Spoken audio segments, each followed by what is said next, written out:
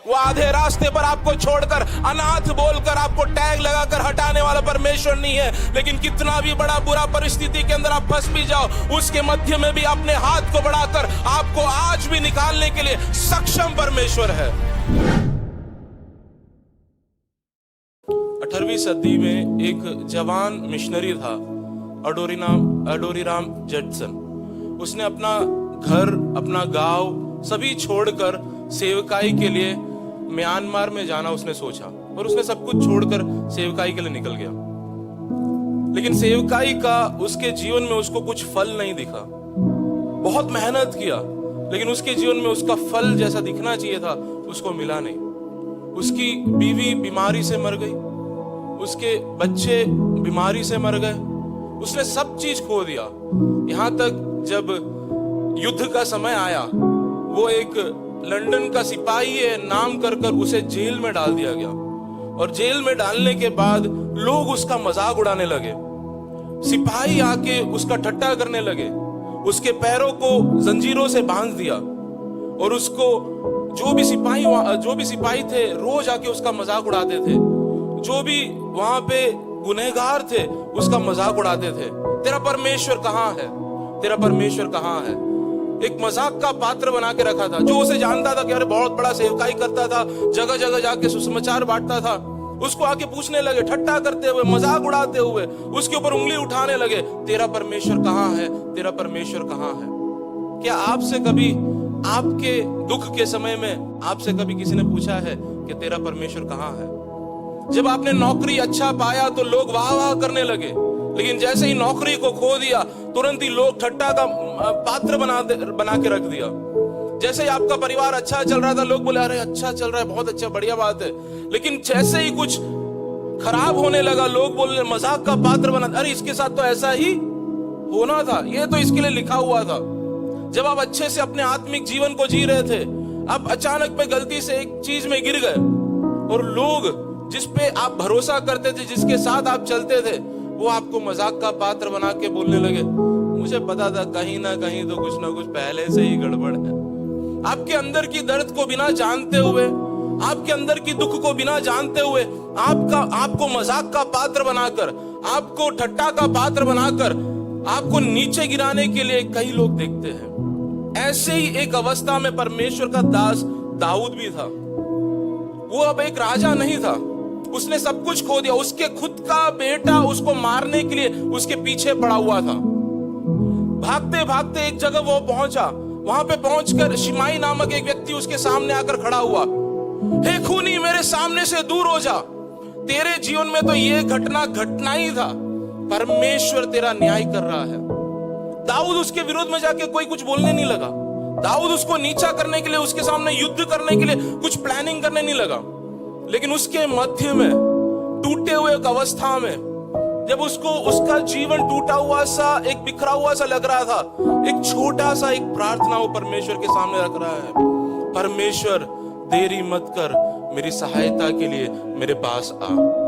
जब लोग आपका मजाक उड़ाए, जब लोग आपके ऊपर हंसे, अरे विश्वास तो कर लिया, इतना साल हो गया, प्रार्थना कर लिया, प्रार्थना का उत्तर नहीं मिल रहा, लेकिन उसके मध्य में परमेश्वर को छोड़ना नहीं है, परमेश्वर को और कस के पकड़ना है, क्योंकि जिसने बुलाया है वो विश्वास योग्य परमेश्वर है। इस भजन से, इस प्रार्थना से दाऊद हमें 3 चीजें सिखाता है कि जब लोग हम पे हंसते हैं, लोग हमें मजाक का पात्र बनाते हैं, हमें क्या करना है। 4था वचन, उसमें लिखा हुआ है, जितने तुझे ढूंढते हैं। सबसे पहली बात, हमें परमेश्वर को ढूंढना है। मनुष्य पे विश्वास नहीं करना है, लेकिन किस पे विश्वास करना है? परमेश्वर पे विश्वास करना है, क्योंकि बुलाने वाला विश्वास योग्य परमेश्वर है।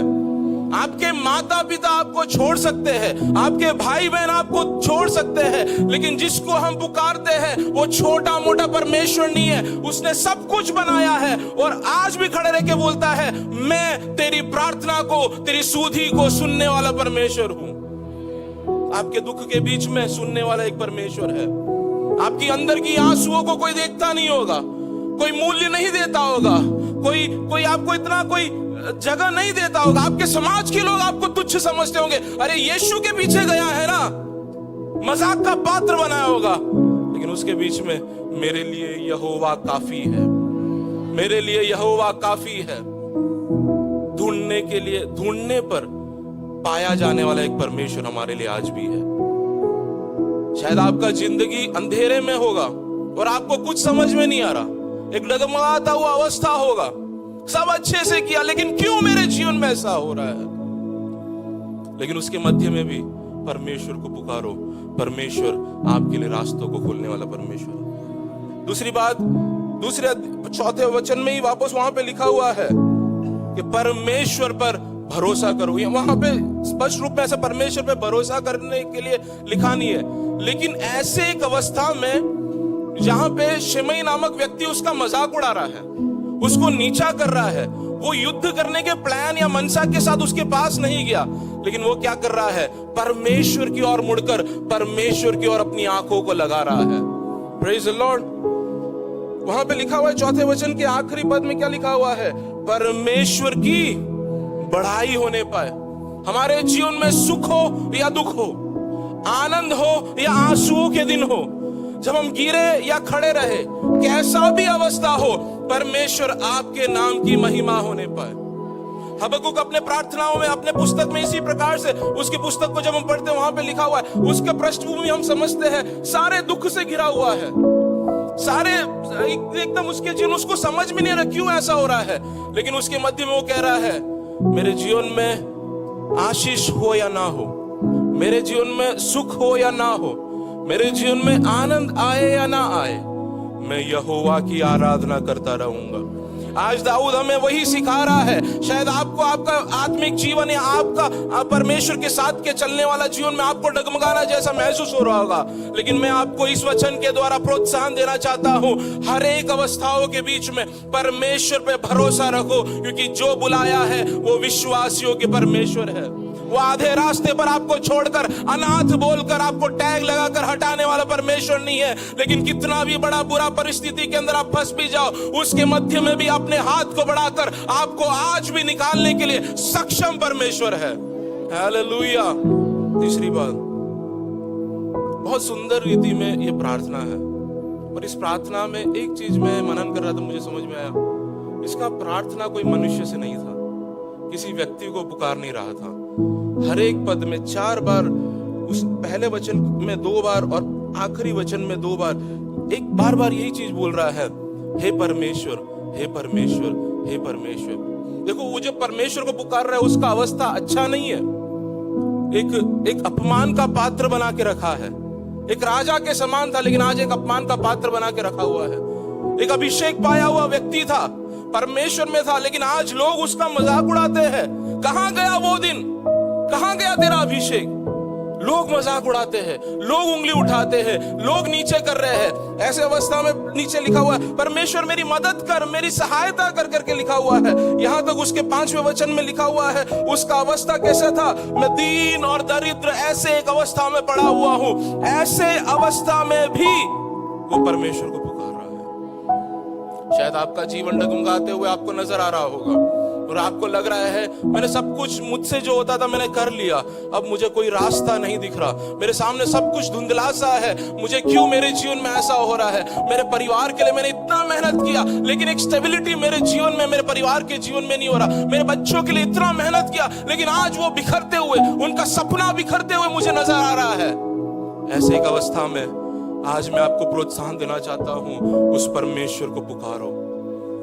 दुख के साथ हो सकता है, शायद आपके मुंह से शब्द भी नहीं निकल रहा कि प्रार्थना क्या करे, समझ में नहीं आ रहा परमेश्वर को बोले क्या। ऐसे एक अवस्था में आप आके पड़े हो, लेकिन ऐसे एक अवस्था में भी परमेश्वर को पुकारो, हे परमेश्वर विलंब ना कर, मैं पीड़ित हूं, लेकिन मेरे लिए सुनने वाला एक परमेश्वर है।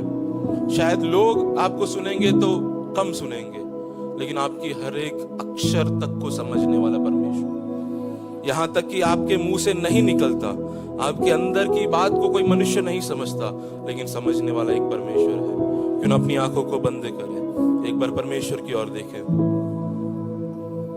मुझे नहीं पता आपका अवस्था क्या है, कैसे परिस्थिति में आप हो, अगर आपको लग रहा है आपका जीवन डगमगा रहा है, एक स्थिरता नहीं मिल रहा, बहुत मेहनत किया लेकिन मेरे जीवन में परमेश्वर, वो स्टेबिलिटी आ जाना चाहिए था। मेरे दोस्तों को देखो, मेरे पड़ोसियों को देखो, परमेश्वर वो आपको नहीं जानते लेकिन फिर भी आप उनके जीवन में बहुत आशीष है। क्यों ऐसा हो रहा है? क्यों ऐसे मेरे जीवन में हो रहा है? मेरे बच्चों के जीवन में ऐसा क्यों हो रहा है? मेरे पारिवारिक जीवन में ऐसा क्यों हो रहा है? अगर ऐसे ही सवालों के साथ आज सुबह के समय आप बैठे हो, पुकारने पर सुनने वाला एक परमेश्वर है करके मैं आपको इस वचन के द्वारा प्रोत्साहित करना चाहता हूं। परमेश्वर विलंब ना कर। हमें समझ में नहीं आ रहा क्यों, लेकिन फिर भी इस अवस्था में हम आपको पुकारना हमारे जीवन का सबसे योग्य निर्णय मानते हैं। उस चीज में हमें बनने के लिए, आप में बढ़ने के लिए आप हम पर दया कर। प्रार्थना सुना इसलिए धन्यवाद। यीशु के नाम से सुन और ग्रहण कर पिता।